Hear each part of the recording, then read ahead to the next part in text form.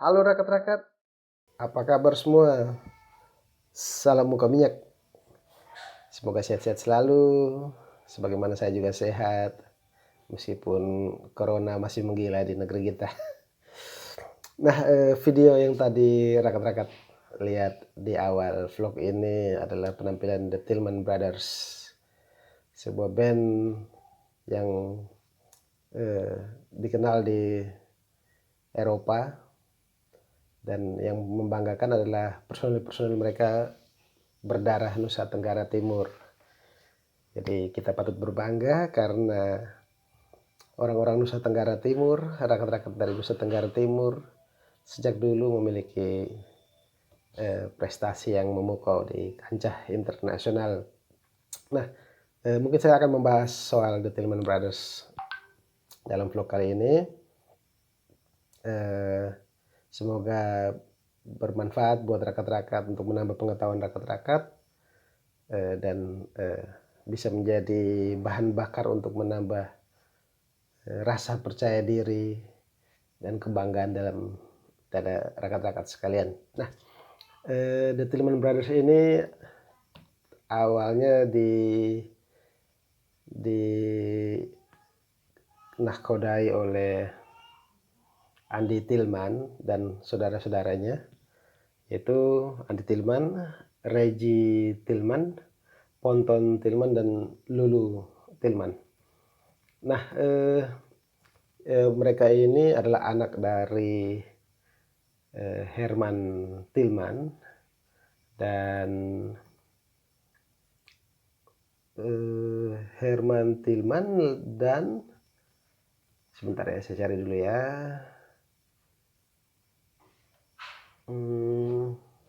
Flora Lorin Hess.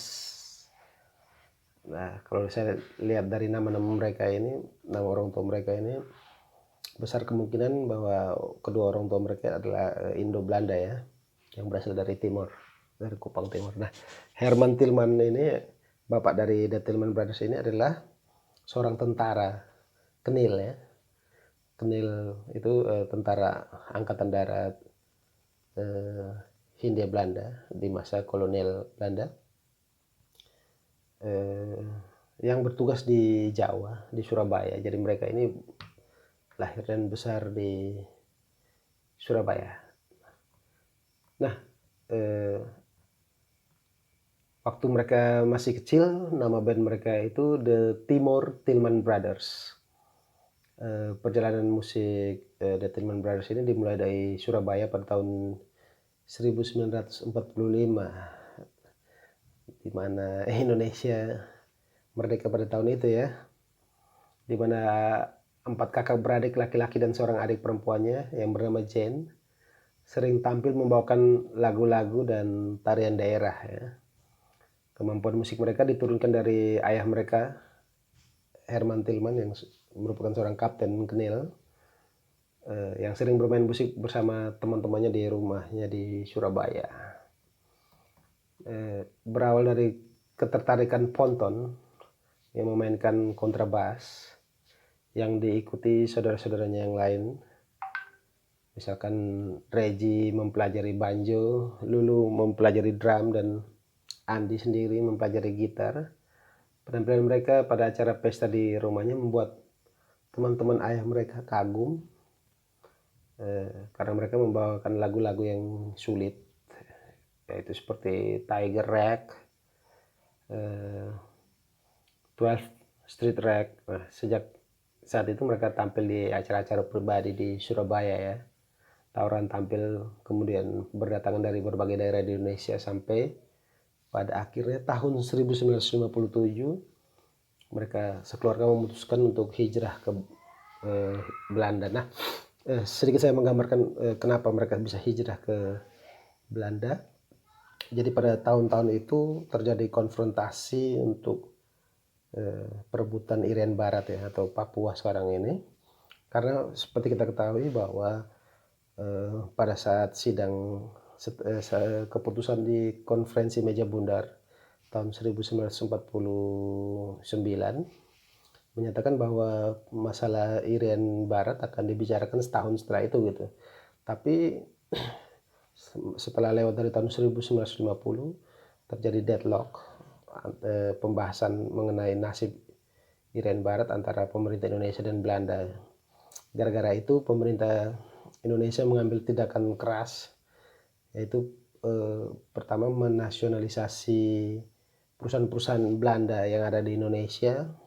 Ada banyak sekali perusahaan-perusahaan Belanda yang ada di Indonesia yang dinasionalisasi. Ya, sebut saja Pelni pelayaran nasional Indonesia itu awalnya dari KPM ya. Kalau tidak salah dari KPM itu perusahaan pelayaran Belanda, lalu ada berbagai bank macam The Javas Bank lalu menjadi Bank Nasional Indonesia, Javas Bank menjadi bank juga gitu, macam-macam lah. Nah, selain nasionalisasi, pemerintah Indonesia juga melakukan apa yang disebut repatriasi.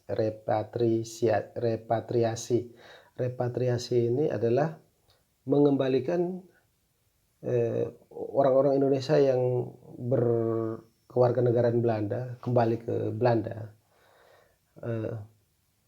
Jadi patut diketahui bahwa setelah Indonesia merdeka itu masih banyak orang-orang yang berwarga negara Belanda tapi lahir dan besar di Indonesia, tapi mereka berwarga negara Belanda itu dipulangkan kembali ke Belanda. Nah, termasuk ini tahun 1957 ini adalah keluarga Tilman ya, di mana mereka hijrah ke Belanda dan tinggal di Breda ya, mereka pindah ke Breda. Nah, menurut Wikipedia juga bahwa mereka awalnya tinggal di Breda lalu pindah ke Den Haag. Nah, jadi tahun 1958 mereka mulai tampil di Brussels, Belgia ya.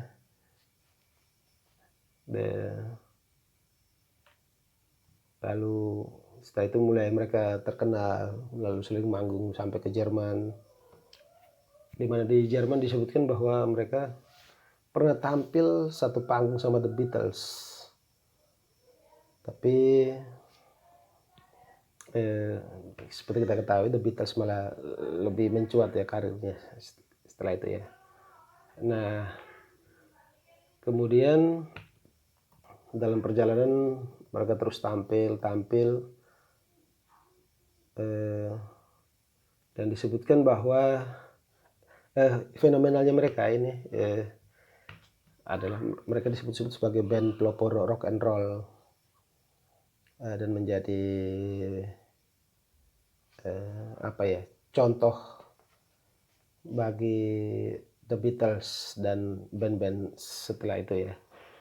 Tapi kepiawaian mereka ini diakui oleh banyak pihak, di mana aksi panggung mereka itu sangat luar biasa sekali, atraktif dan menghibur ya. Mereka bisa melompat-lompat, berguling-guling, atau menampilkan permainan gitar bass dan drum yang menawan gitu. Jadi seperti Andi Tilman ini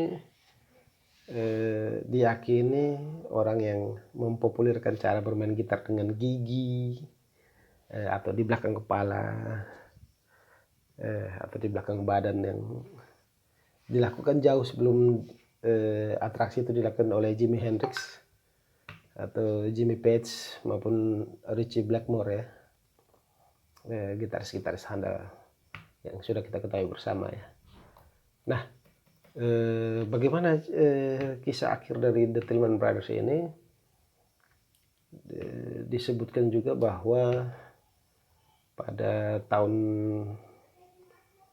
1970-an The Tillman Brothers pindah ke Australia. Mereka pindah ke Australia karena kemungkinan besar akibat semacam apa ya, mereka mengalami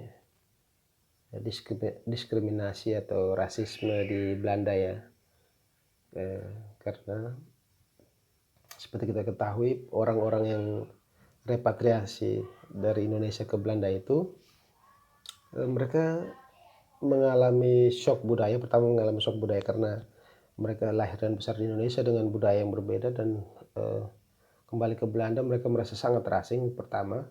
Yang kedua juga mereka mengalami diskriminasi karena ya itu, karena dari perbedaan cara hidup mereka, yang kekeluargaan, ya, yang berbeda sekali dengan Eropa yang individualistis seperti itu. Ada banyak tekanan-tekanan sosial yang menyebabkan mereka merasa disingkirkan gitu, seperti itu ya. Nah, pada tahun 1983 band ini dibubarkan oleh Andy Tillman ya. Lalu tahun 1990 sempat ada reuni, tapi dua personelnya, Reggie dan Ponton, tidak menghadiri. Dan tahun 1994 mulai ada personel-personel yang meninggal dunia ya. Jadi ada Lulu itu tahun 1994, kemudian Ponton pada tahun 2000, lalu Andy Tillman sendiri tahun 2011, dan terakhir Reggie Tillman tahun 2014. Nah, saya kutip dari Era ID ini ada artikel yang menarik di mana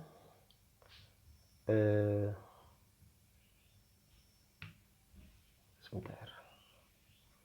Nah, ini dulu ya. Ini saya kutip dari websitenya studentactivity.binus.ac.id ya. Ada 7 fakta tentang The Tillman Brothers yang melegenda ya. Ini artikelnya ini dibuat pada tahun 2017. Jadi pertama, fakta-faktanya adalah: 1. Penampilan The Tillman Brothers selalu diisi dengan solo-solo instrumen dan atraksi yang ekstrim dan unik pada masa itu. Lalu The Tillman Brothers lahir dan besar di Indonesia ya, seperti sudah saya jelaskan tadi. Sebelum menjadi bernama The Tillman Brothers, namanya The Timor Rhythm Brothers, dan mereka pernah tampil di depan Presiden Soekarno pada bulan Desember 1949. Lagu-lagu yang dibawakan pada saat tur musik itu adalah karya-karya Les Paul, Little Richard, Fats Domino, Elvis Presley, Chuck Berry, Bill Haley, dan Gene Vincent. Seperti itu. Dan The Tillman Brothers ini mereka disebut sebagai pencetus aliran musik Indo Rock. Itu aliran musik yang terkenal di Belanda ya. Yaitu genre Indo Rock ini merupakan perpaduan permainan gitar ala keroncong Portugis yang dikemas dan dipadukan dengan jenis musik manca serta musik daerah. Jadi ada beberapa video yang saya lihat mereka memainkan lagu-lagu daerah dari berbagai daerah di Indonesia dan menjadi musik rock gitu ya, rock and roll ya. Nah, selain atraksi yang unik, gitarnya juga disebut unik gitu. Jadi pada tahun 1961 Andy Tillman merasa terlalu berat dengan gitar Gibson Les Paul-nya, maka dia menukar gitarnya menjadi Olympic White Jazz Masters.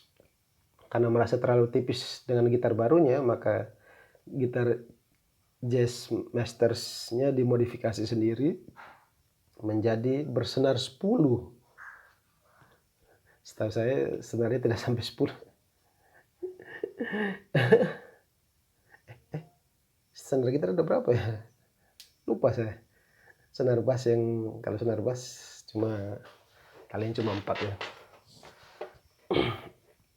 Dan tak tatkala Andi berhasil mendapatkan sound baru yang sangat bagus dari gitarnya, banyak orang menjadi penasaran.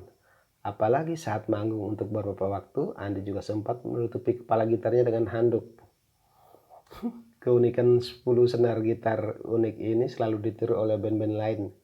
Juga menunjukkan bahwa kemampuan Andi Tillman dalam menginovasi gitar listrik cukup diakui dunia lantaran perusahaan gitar sekelas Fender juga sempat meliriknya. Hal ini senada dengan apa yang ditulis oleh seorang peneliti asal Belanda, Chess Baker.